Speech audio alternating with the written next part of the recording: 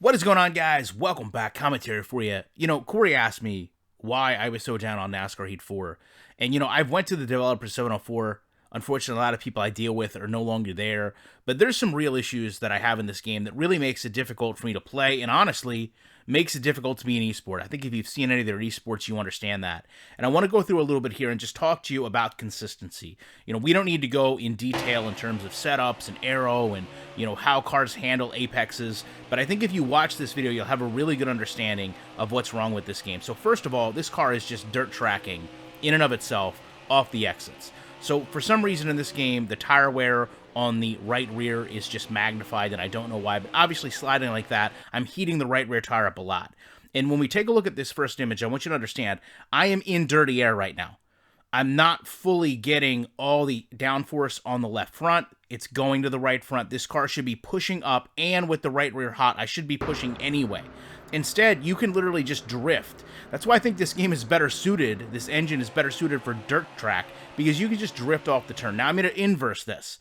I'm going to jump in under 3 wide. I'm going to completely unload the right rear of this car. Now, the car should be really, really difficult. It should be pushing a lot right now based on how fast and how quickly I've dimed into this turn. Instead, in this game, the rear end kicks right out one and the same, and I can literally slide right through and go up and gain 2 spots. You really shouldn't be able to do this, but it gets worse because right now, I'm back in dirty air. I'm not fully underneath in terms of Hamlin behind me, and Harvick is going to be able to side draft me in addition to the dirty air in front of me. So this car should just be plowing tight. And instead in this game, it just doesn't happen. I'm able to kick the right rear out again and just dirt track. Right here, in real life, you ever see this happen in Dover, this car is going on the hook.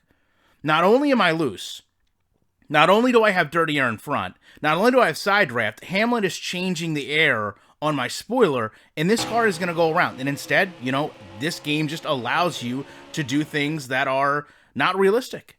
And it's not even that it's unrealistic. It's that it's so inconsistent. You can go from dirt tracking one turn to packing it in the next, and you don't have any penalty driving the car. That's why, to me, this game struggles as even a competitive game online.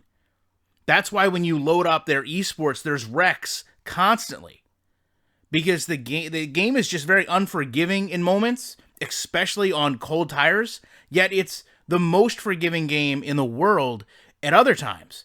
And when you have a car that handles this way, you can't consistently drive it because you don't know what it's going to do. If you have the expectation that I can drift this car all over the track, all of a sudden when you can't drift the car over the track, you're going to wreck it because you don't learn any boundaries. You don't learn what the line is that you can't go over. I don't know what too loose is. I don't know how to pull the car back when it starts to go around because I'm just used to being able to jam the throttle, counter steer, and dirt track it through a turn. That's not how these games should work, especially at a track like Dover where the banking is so high that as you go to dirt track it, if you will, you're just going to put so much weight down on that right rear that you're going to lose the car. If anything, my left rear should be overheating based on the way I'm driving, but the game just doesn't account for any of that. So I know that's a lot, but if you've driven this game, it probably makes perfect sense. They really need to work on these things and at least just give us a consistent model of how the car is going to react to aero, banking, and track changes. Love to know your thoughts on this. Appreciate you checking it out. I will be back very shortly with more commentary.